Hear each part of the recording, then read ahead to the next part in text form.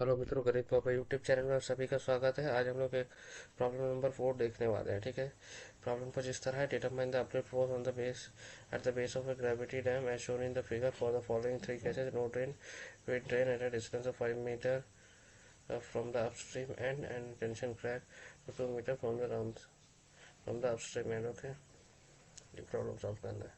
ये डायग्राम दिया हुआ है। ठीक है,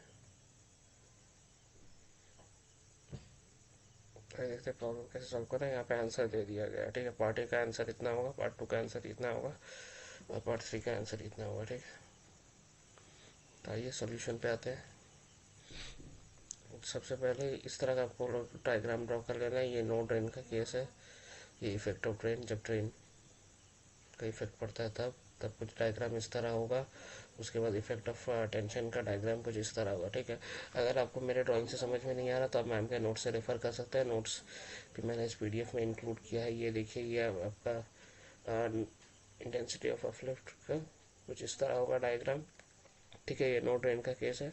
उसके लिए रेस्पेक्टिव फार्मूलाज ये वाला है। ठीक है, आप चाहो तो ये सब फार्मूला डिराइव भी कर सकते हैं। आपको ये फार्मूला याद करने की ज़रूरत नहीं है, वो मैं आपको बता दूंगा जब मैं सॉल्यूशन एक्सप्लेन करूंगा कि वो कैसे करना है। ठीक है, तो ये सब चीज़ है।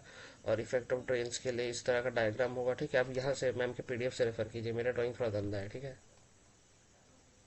ये उसका रेस्पेक्टिव फार्मूलाज है। और ये तुम्हारा लास्ट टेंशन क्रैक का ये इस तरह होगा डायग्राम। ठीक है, तब हम लोग वापस अपने प्रॉब्लम पे आते हैं और यहाँ पे उससे रिलेटेड जो भी फार्मूलाज है वो सब दिया हुआ है। तो आइए हम अपने प्रॉब्लम पे आते हैं। तो ये रहा सॉल्यूशन प्रॉब्लम का। तो मैंने वही जब चीज़ें ड्रॉ किया है। ठीक है, यहाँ पे उसके बाद जो नो ड्रेन का केस, मतलब फर्स्ट केस हमारा, उसके लिए u equals to U one plus U two. U one क्या है? यू वन हमारा इस जो रेक्टेंगुलर जो पोर्शन है ये वाला, ये रेक्टेंगुलर पोर्शन का हमारा एरिया है। ठीक है, तो वही वाला। और एरिया को एक्चुअली मैंने गामा डब्लू से मल्टीप्लाई किया, यूनिट वेट ऑफ वाटर, तो वही वाला है।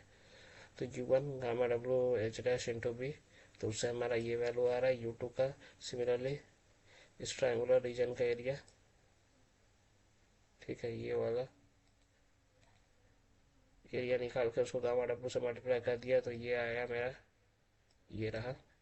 मैं दोनों को समीशन कर दिया तो हमारा ये वैल्यू आ रहा है। ठीक है, यहाँ पे मेरा 4287.5 आ रहा है, लेकिन मैम के पीडीएफ में आंसर 4290.56 दिया हुआ था, आसपास ही आंसर।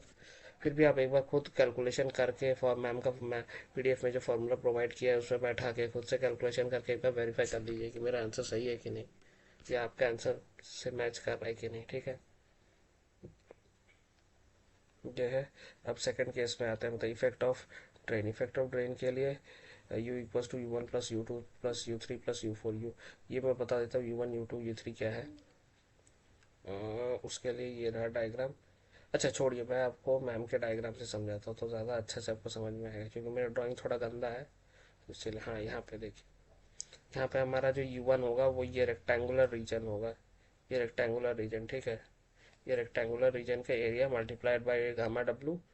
और यू टू होगा हमारा ये जो ट्रायंगुलर रीजन है इसका एरिया। ठीक है, मल्टीप्लाइड बाई गामा डब्लू। उसके बाद यू थ्री जो होगा, ये छोटा सा जो एक रेक्टेंगुलर पोर्शन बन रहा है ना, इसका area multiplied by gamma W. और ये छोटा वाला जो यू फोर क्या हुआ, ये छोटा जो ट्राइंगल बन रहा है उसका area multiplied by gamma W. ठीक है, यही वाला, वही वाला है।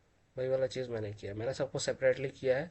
आप चाहो तो सिंपली, अगर इस सबका एरिया कैलकुलेट नहीं करना है, सिंपली आप ये फॉर्मूला लगा सकते हो। मैम ने जो फॉर्मूला प्रोवाइड किया है U equals to U one plus U, direct आप फॉर्मूला कंटेस्ट करके जाइए और ये वाला अप्लाई कर दीजिए।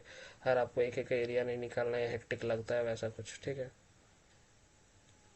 तो वही वाला किया है मैंने। यू वन का एरिया निकाला, यू टू का एरिया निकाला, यू थ्री का एरिया निकाला, यू फोर का एरिया निकाला और सबका सम कर दिया। ठीक है, ये सब चीज़ें। अच्छा, और यहाँ पे ये जो यू फोर, हाँ, यू थ्री में जो एच टी होगा, एच टी का वैल्यू होगा H dash plus one by three H minus H. ठीक है, ये मैम के पीडीएफ में ये फॉर्मूला दिया हुआ, वहाँ से भी देख सकते हैं चाहे तो। ये हो गया। और effect of tension, effect of tension में क्या होगा? इफेक्ट ऑफ टेंशन के लिए ये वाला डायग्राम है। ठीक है, मैम के पीडीएफ से भी मैं आपको दिखा देता हूँ एक बार कौन सा वाला डायग्राम होगा। कुछ इस तरह का होगा डायग्राम। इसमें क्या है, इसमें हमने इसको दो पार्ट में डिवाइड किया। एक तो हमने ये रेक्टेंगुलर रीजन में, और